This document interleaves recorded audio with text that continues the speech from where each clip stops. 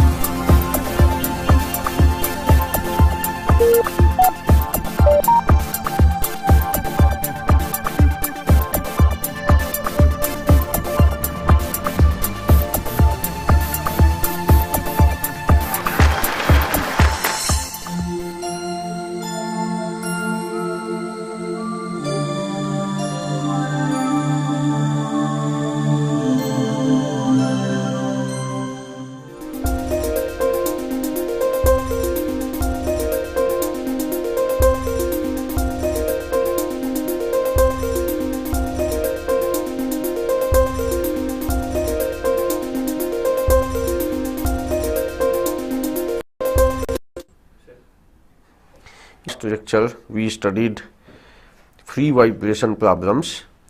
Specifically, we studied the behavior of two systems.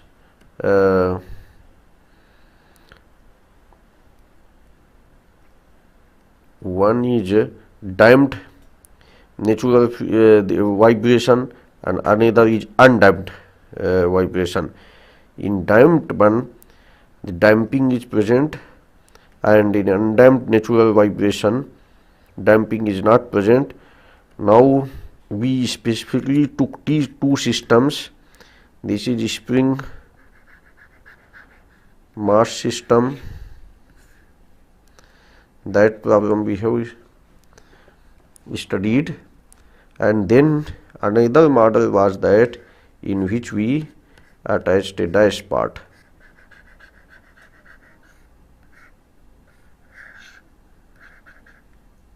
We attach a dash part here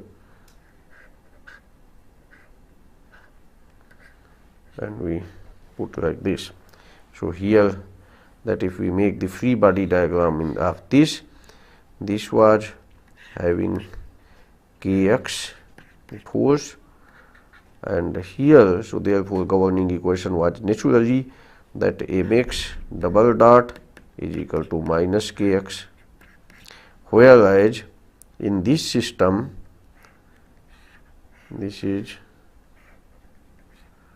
mass m and this is kx, and this will basically cx dot. So therefore governing equation was mx dot is equal to minus kx minus cx dot. No external force term was present.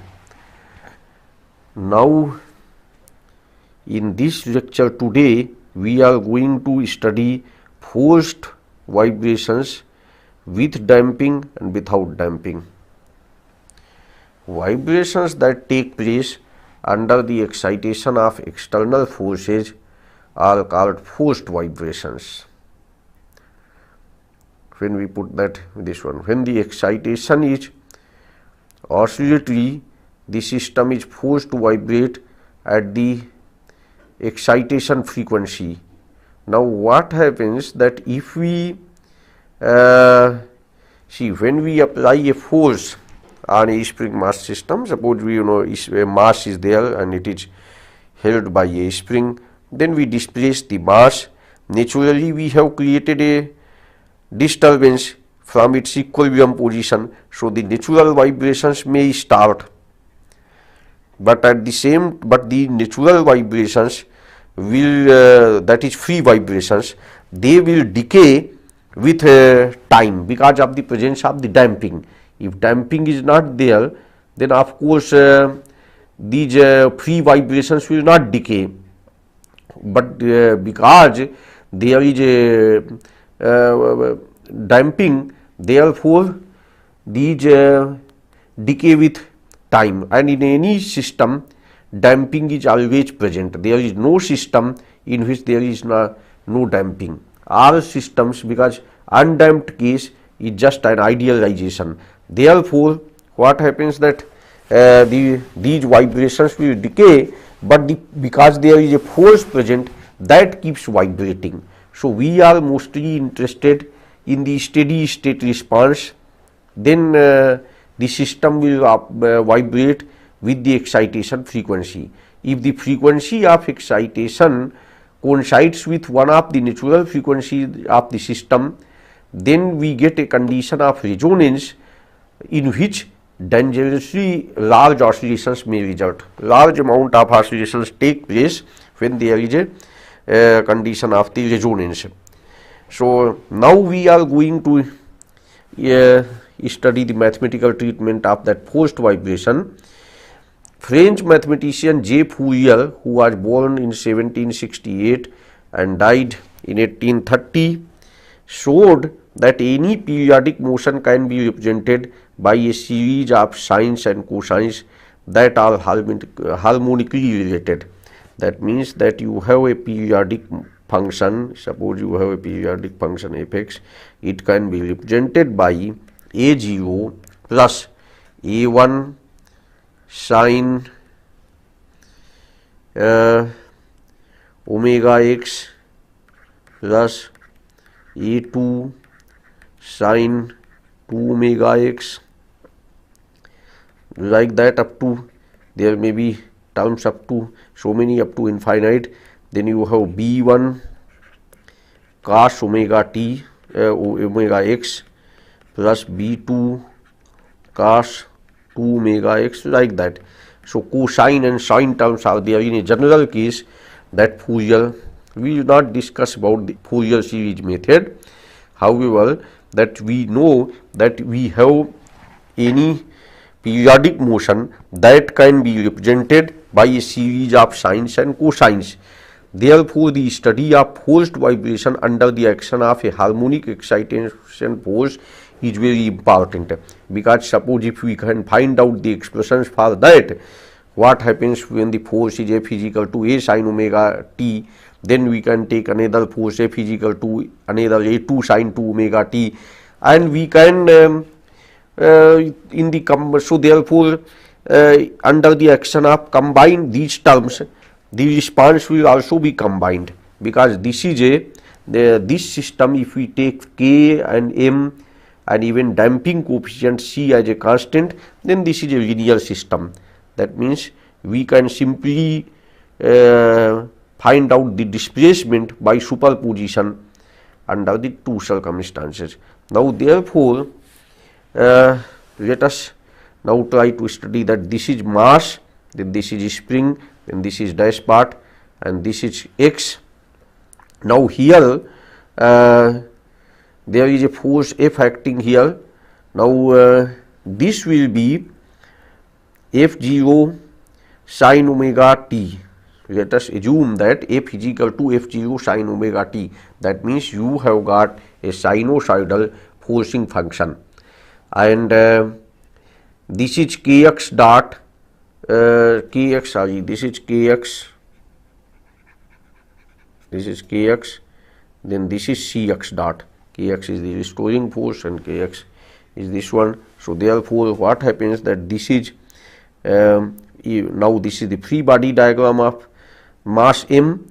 There is a force F0 sine omega t. This is kx, this is cx dot. Then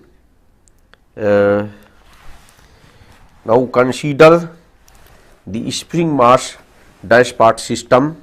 The mass is displaced by distance x, and free body diagram is as shown. Now from this figure we see that the equation of motion is mx dot plus because the equation is basically mx dot is equal to minus kx minus cx dot. So therefore it can be written plus f0 sine omega t. Therefore this can be written as mx dot plus kx plus Cx dot is equal to F0 sin omega t. Solution to this equation consists of two parts. One is called the complementary function, which is the solution of the homogeneous equation. That means if we solve mx double dot plus cx dot plus kx equal to 0, we will get one solution, that which called solution of the homogeneous equation. This equation mx dot plus cx dot plus kx equal to 0 is called homogeneous, because if x is equal to a is a solution, then x is equal to a constant times a is also a solution. That means if one solution is x, then naturally cx is also. So it is totally homogeneous. That is called complementary function. The other one is that particular integral, in which that depends on what is this term on the right hand side. In this case it is f0 sin omega t. So the combined motion is basically just the combination of complementary function and particular integral.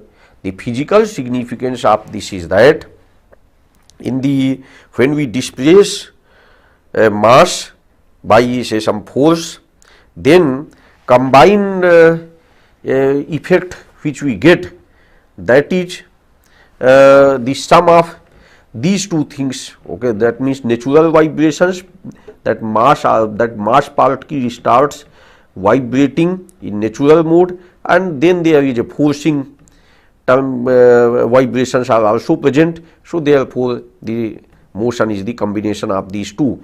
The particular solution in the equation is a steady state oscillation of the same frequency omega as that of the excitation. We can assume particular solution of the form this one, that just we assume, let us see that what happens. X is equal to, let us say, x sin omega t minus phi, where x is the amplitude of oscillation and phi is the phase of the displacement with respect to the excitation force. If you substitute this expression in the equation of motion, you get like this: minus m omega square x sin omega t minus phi, because x sin omega t minus phi has been differentiated 2 times. So you get minus m omega square x sin omega t minus phi plus c omega x cos omega t minus phi. It has been differentiated 1 time, plus kx sin omega t minus phi is equal to f0 sin omega t.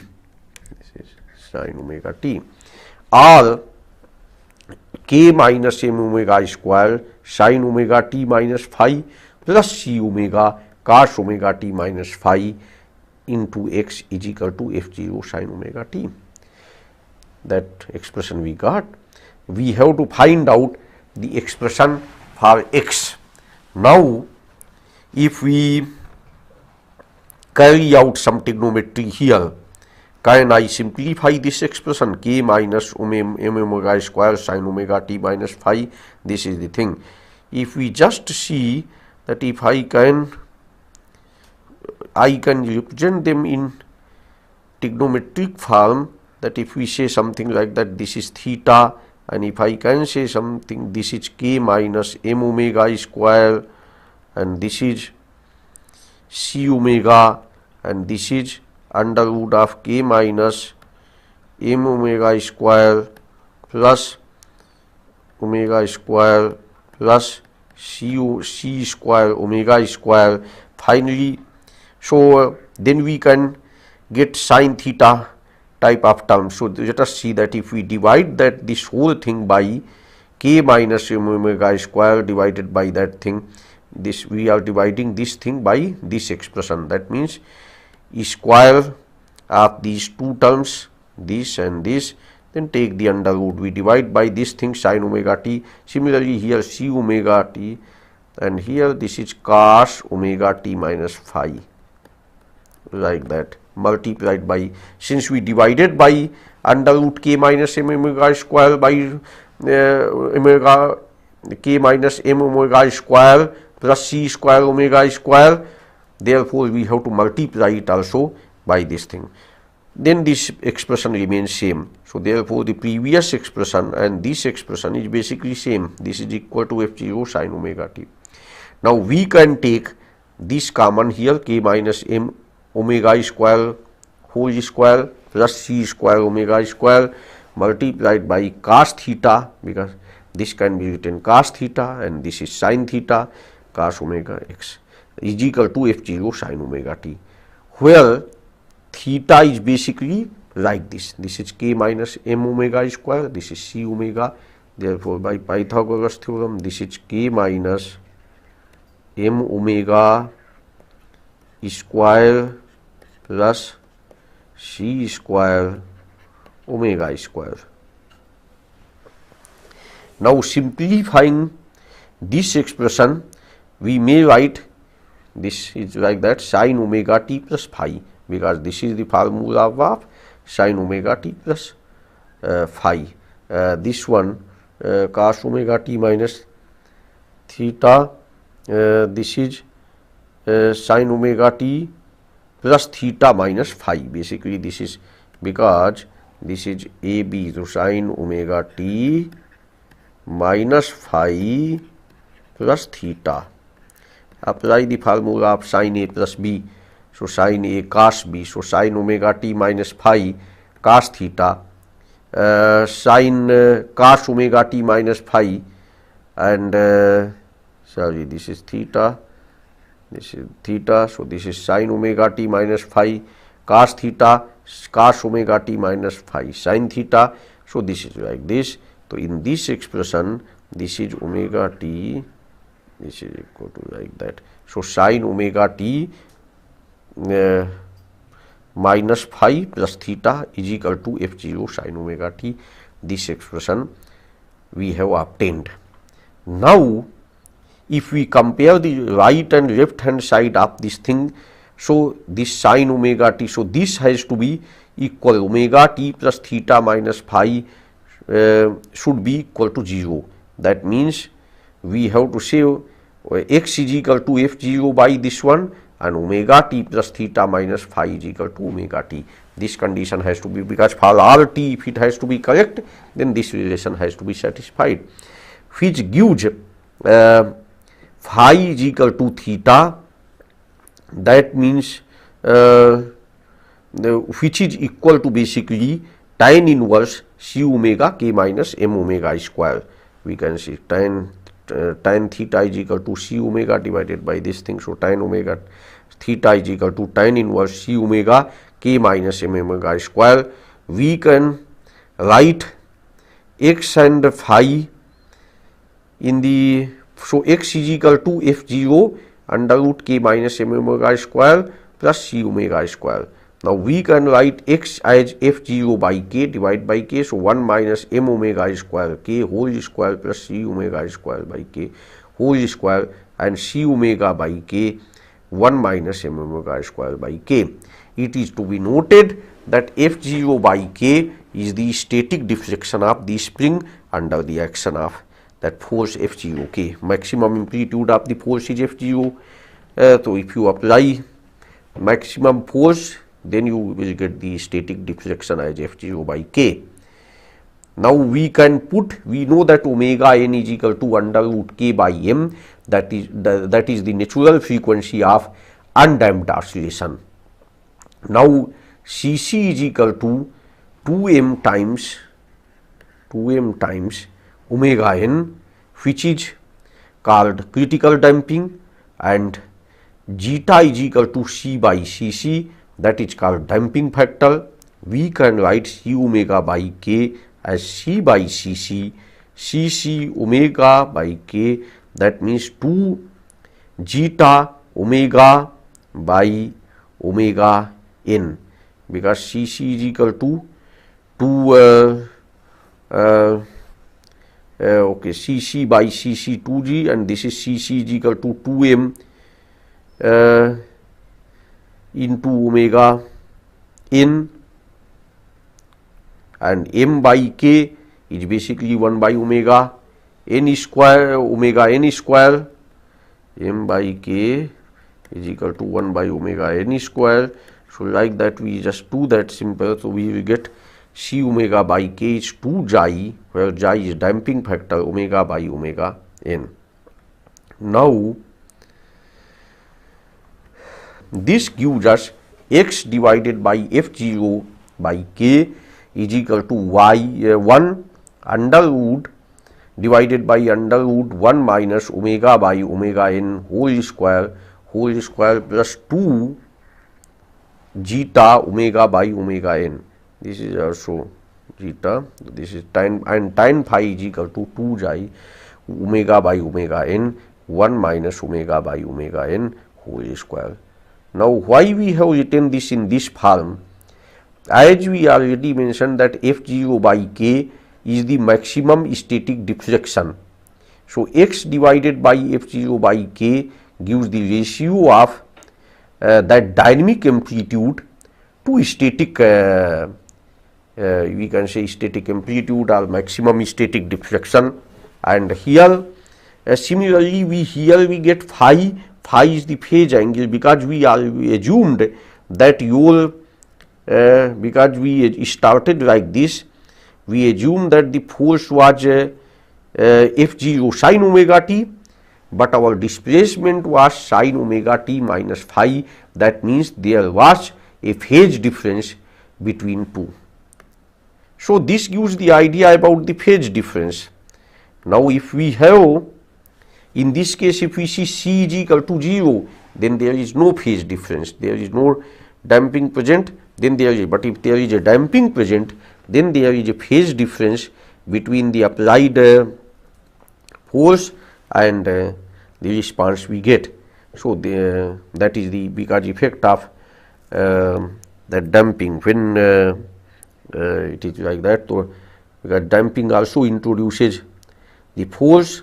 So therefore this comes x is equal to f0 by k under root 1 minus divided by under root 1 minus m omega square by k whole square plus c omega by k whole square, and phi is equal to c omega by k 1 minus m omega square by k. Now this in this is tan phi is equal to c omega by. So using this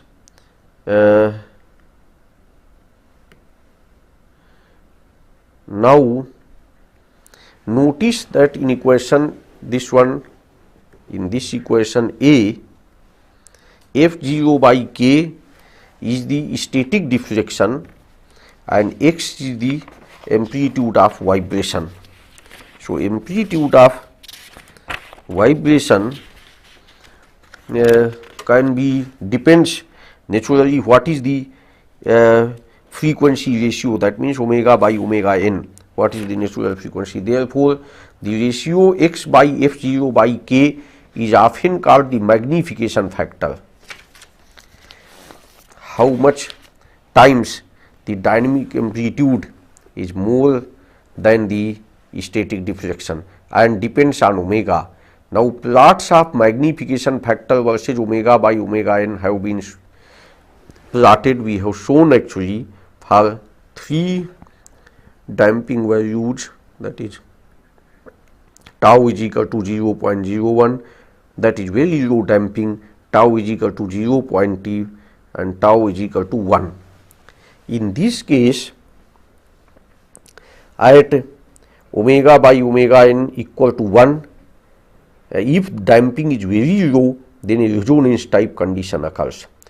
If so we see that the magnification becomes under almost infinity, and otherwise also near this region, near the natural frequencies, the magnification factor becomes very high.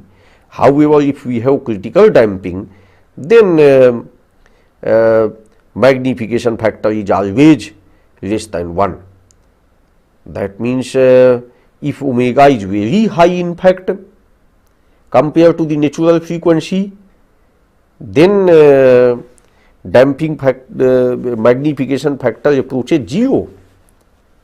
This is very interesting. That means at omega is equal to 0, that means in static case, if you just apply some force and then there will be displacement, and that will be basically x by f0 by k. So therefore you will get the same type of thing, but if we apply that a very high frequency, then displacement approaches 0. Why? Because the mass is not able to respond because of dash part and other things, that because of the dash part it is not able to move at all. So therefore there is this approaches 0. Similarly, but when tau is equal to 0.2, then at resonance it will be very high, but of course it will not be infinite.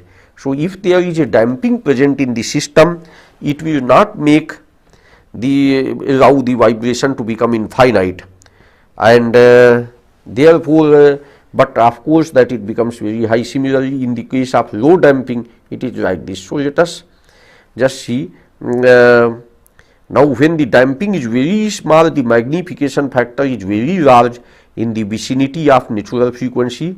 Hence the forcing function should not be close to natural frequency if the vibrations have to be avoided. Now for very large value of omega by omega n, the magnification factor becomes very small. Hence the operating or forcing frequency should be 4 to 5 times the natural frequency for best results. That means if you have the natural frequency of some system is 100 hertz, if you have the forcing function frequency at 400 hertz, then you know that it will not. We might have noticed these type of examples, like a fan makes lot of noise when it is run at a low RPM, but when the RPM is increased, then it does not make that much noise because of this phenomena. Similarly, some cars also, when they run at a low speed, then they will show vibrations, but at high speed the vibrations are not seen. So this is the this one. Now for undamped forced vibration, now undamped one damping factor zeta is 0.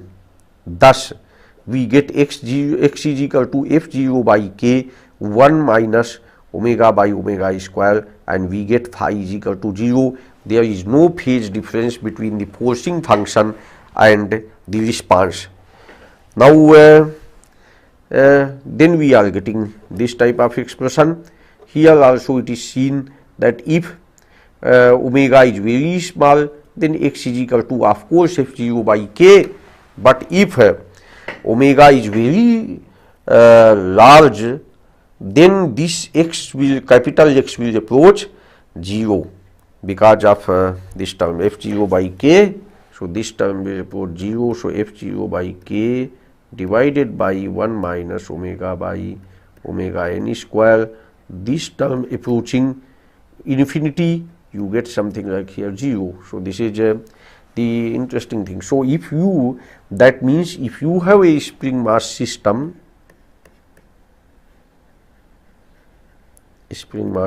like this, there is a very flexible spring. If you apply a force of a very high frequency, it will not be able to move. That means it will not carry out any vibrations. So this is the thing, that it is like this.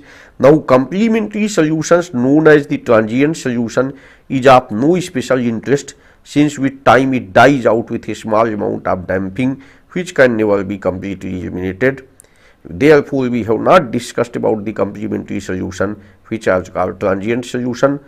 This is of no special interest. However, in undamped case one can study actually and this one, and one can get some insight about and the cases in which damping is almost 0. Now let us discuss the other type of that problem, that is the problem involving the support motion. What is this? That if you have kept this on a support, this is a support, this is a fixed support, like this, and this is mass, and this is spring, and this is dash part. Now support itself is getting excited, support is being excited, and support is undergoing the displacement y, and mass itself is undergoing that displacement x. This is the equilibrium position of the mass, and it is x is the displacement from this position. So this will be let y be the harmonic displacement of the support point. Now if we measure the displacement x of the mass from an inertial reference, we can make from the free body diagram of the mass. Now it is subjected to spring and viscous force. Now equation of motion, so is like this. This is mass, it is stress. Suppose you have pulled the mass by amount x, but the support by that time also has moved by a distance y. So net stretching of the spring is kx minus y. Therefore the spring will provide a force kx minus y in this direction. Similarly, the net velocity of the mass from an inertial reference frame, means from outside outside observer, which is on a maybe fixed frame, which is all from that frame he is observing, and he says that net velocity of the mass is x dot minus y dot. Okay, this is okay, this one is that this is the velocity, that is the relative velocity, because otherwise the absolute velocity of the particle is x dot, mass m is x dot. So therefore this is, and support itself is moving with y, this one. So therefore net velocity is relative velocity between this thing is x dot y dot. So that means dash part is there, so dash part's piston is moving with x dot, cylinder itself is moving with y dot. So difference is x dot minus y dot. So therefore cx dot minus y dot is equal to kx minus y. Now put z is equal to x minus y. If we put z is equal to x minus, so we get mx dot by first Newton's law gives mx dot is equal to minus k x minus y minus c x dot minus y dot. Now we are getting the terms x minus y, so therefore better to write it like z, some the variable gets reduced like that. So you say z is equal to x minus y, we get mz double prime, because okay, so here we don't have any y term. So if we put that here also mx dot minus y dot, then since we have added here, so therefore from here we can subtract that thing, we can add here also, so it becomes minus my dot. So therefore it becomes mz double dot plus cz dot plus kz is equal to minus my double dot, and this is y is equal to, if we assume that support is getting excited by y is equal to y sin omega t. So therefore this is minus m omega square y sin omega t. So you are getting this thing. So it is a solution can be immediately written as z is equal to z sin omega t minus phi. This, because this type of thing we have already done, this is like a force, instead of the force f0 sin omega t, now we are having m omega square y. So m omega square y is like a force, so z is equal to z sin omega, and z is equal to m omega square by y under root k minus m omega square whole square plus c omega square, and tan phi is equal to c omega k minus m omega square. Now it is this one. If we see that in this case, if the frequency ratio omega by omega n is large, then z by y becomes equal to 1 for all values of the damping ratio. That means that let us discuss this point little in detail, that we have, see, m omega square tan phi z is equal to m omega square y under root k minus m omega square plus c omega square. Now tan phi is equal to c omega k minus m omega square. In this case, z by y is equal to 1 for all values of the damping ratio. This one, how we can prove this? Z is equal to, let us write, z is equal to omega by omega n is large. That means, let us say that z is equal to m omega square y divided by k minus m. So we take that, maybe we can take m square common, so m can be taken common here. This becomes k by m minus omega square whole square plus c square omega square. This is equal to m omega square y, this is m, and this will become k by m minus omega square. So this is under root omega n square minus omega square whole square plus c square omega square. Now omega by omega n is very omega n by omega n is large. That means omega n is smaller, much smaller in fact, in comparison to omega square. Therefore here omega n square minus omega square can be written as omega square only, so this will become omega to the power 4, and this becomes m omega square y divided by m under root omega to the power 4 plus c square omega square. Now since omega is a very large number, omega 4 term is very high in comparison to c square omega square. First of all, damping is always less than 1 and omega. So therefore what happens, this I can write as m omega square y divided by m omega square, that is m omega square. So this is equal to y. So therefore z is equal to y. So irrespective of damping, z is equal to y if omega by omega n is large. That means if the support is being excited by a very high this one, so then z will be equal to y. But then what happens, z is equal to y, but z is basically x minus y.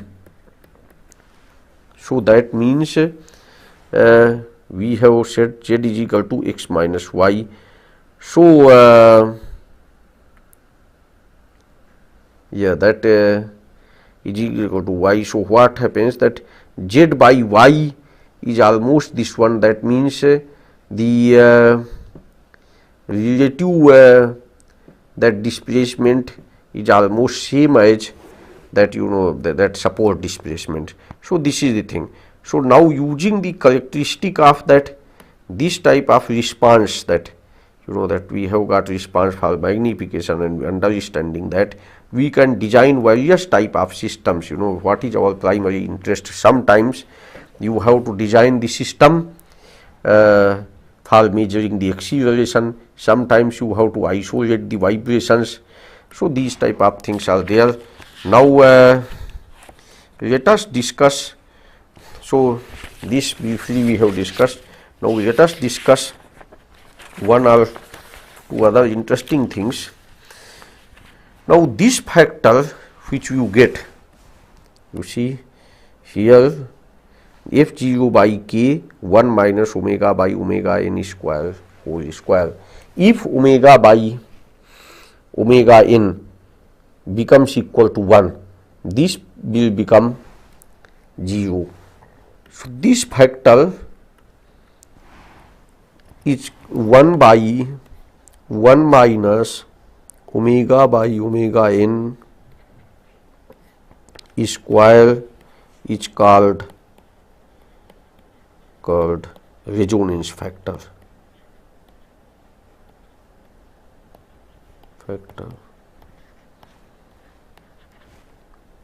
Rho, we can denote it by rho. So therefore, if omega is equal to 0, resonance factor is 1. If omega is equal to very large, resonance factor is 0. And if omega is equal to omega n, resonance factor is infinity. Now we have seen that you perhaps get the idea that at omega is equal to omega n, that amplitude of the vibration becomes very high. Now let us solve the differential equation when there is a resonance. We know that the differential equation, that suppose the mx dot plus kx is equal to kt, say x, okay, kx is equal to f cos omega t. Let us say omega is omega n, so omega nt, and this can be written as x dot plus k by m x is equal to f by m cos omega n t. Now k by m is equal to omega n square. Hence, x dot plus omega n square x is equal to f by m cos omega n t. This is the differential equation which has to be solved. Now here we can see that if we just put x is equal to a sin omega t, that will not satisfy this differential equation in this case, because this is the thing, that is therefore in this particular case, when you are getting that same omega n here and omega n here like that, so therefore you will a particular solution in this case is yp xp is equal to t times a cos omega n t plus b sin omega n t. That is the thing. And for this now we can have, these are the constants. Now we have can have cases. Now let us see what happens that when x is equal to 0 at time t is equal to 0 and x dot is equal to also 0. That means displacement and velocity, both components are 0. So what will happen, that this will become at t is equal to 0. So let us write the solution again. X is equal to t and this is a cos omega n t plus b sin omega n t. Now at t is equal to 0, okay, x is equal to 0, x is equal to 0, Now let us see x dot. X dot is equal to a cos omega nt plus b sin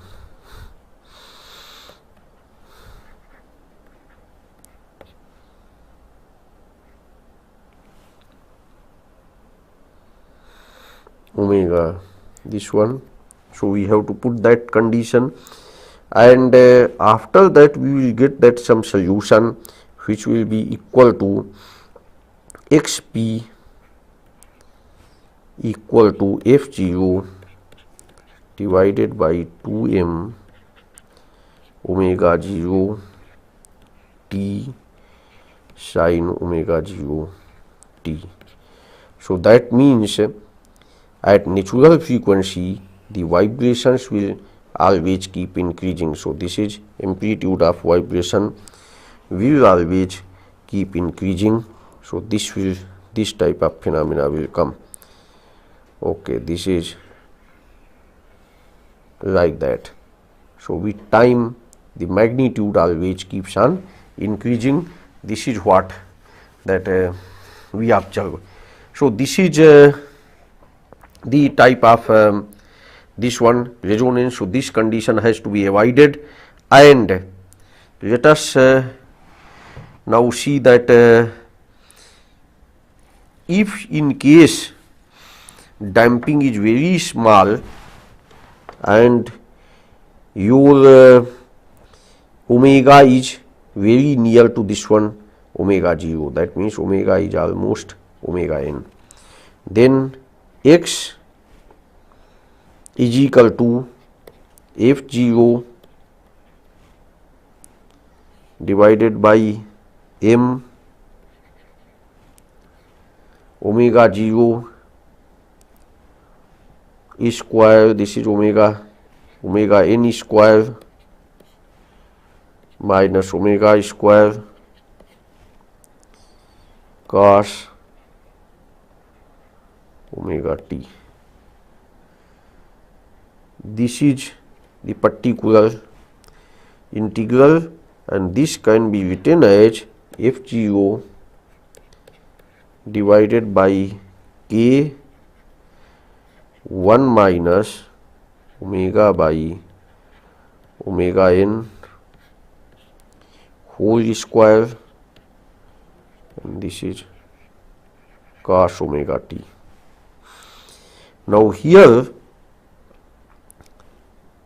therefore x is equal to, now we consider that even the if there is no damping, let us take the case of no damping, then there will be a homogeneous solution also, that will be, that is the complementary part. So complementary function is given by c is a constant cos times omega n t minus phi, therefore where phi is some angle, therefore x is equal to c cos omega n t minus phi plus f0 divided by m omega 0 is omega n square minus omega square cos omega t. This term has come like this, and if in this we put the condition that at time t is equal to 0, x is equal to 0, at time t dot t is equal to 0, x dot is also 0, that means we are applying the forcing function at the time when the particle is at rest, and from that equilibrium position, then I will not show that required algebra, then these c and phi can be eliminated, and then you get x is equal to f0 divided by m, and this will be equal to omega n square minus omega square. This is cos omega t minus cos omega n t.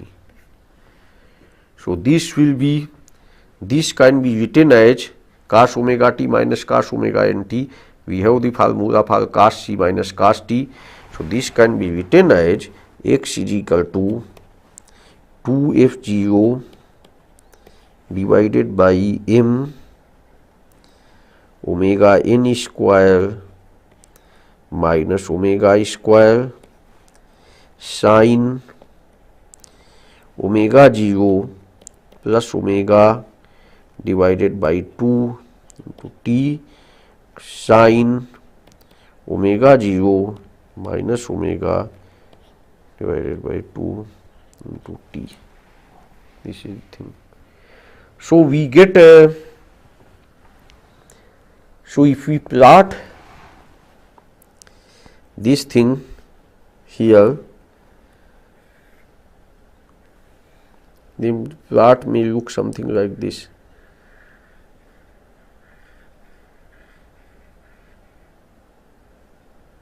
And then again it goes like this, it is. So what happens that we will, because omega 0 minus omega, it will is very small, so therefore this time period will be very large and we will get the phenomena of beats type of thing. So here we will be getting the beats type of thing. So this is about this thing. So like that we can actually study the different type of problems. And now okay, so we will conclude here. So today I have discussed about forced vibration problem, in which we consider damping and this one. Now let us consider the cases you will always not getting a spring mass system. Say sometimes you have got the axial rod. Now if you have got axial rod and you are applying a force, here there may be a mass, you are applying a force here. Even this type of problem can be solved by a spring mass system. So you model it like a spring, and this is the mass. Some portion of the rod mass can also come here and it can be lumped at that point, and then it becomes like that one. Now here, supposing you are applying the displacement, this is the force, this is a rod of length L, this is the force. If you apply a force F, cross sectional area is A, so therefore this will give stress is equal to F by A, and strain is equal to F by A divided by A times E. E is the Young's modulus of elasticity. Therefore therefore displacement delta of the end point is equal to FL divided by AE. This F by delta is called stiffness K, that is equal to AE by L. So you see that in this case the spring constant can be written as AE by L, and you can actually solve this problem. So axial vibrations of this system will be more, this one having more frequency if that A is more, and this is a thing. So similarly, if you have say some cantilever beam type of thing here, and if you apply some load delta here. Okay, so you have see that F is equal to PL cube by 3EI, delta is equal to PL cube by 3EI. This is known from the strength of material. You will come to know about that thing experimentally. Otherwise, what happens, take a cantilever beam, apply some force, measure its deflection, then you know that one can plot P versus delta. P is the force here, and that slope of this gives you stiffness, dP by d delta. So therefore here is stiffness. So therefore as the length increases, its stiffness decreases. Therefore you can do that one simple experiment you can make, that you take a beam type of thing, and here you between two adjustable clamps you put it and clamp it properly from some screw here. So you can always see that when the length was large, and if you displace it slightly, you can observe its natural vibrations. It will vibrate with a longer time period, that means less frequency. And if the same thing you displace and you make, like this thing has been displaced this side, and now you have like this, it is here, and if you vibrate, then the frequency of vibration will be very high, and this is how that it will be doing. So therefore these type of simple experiments one can do and one can observe.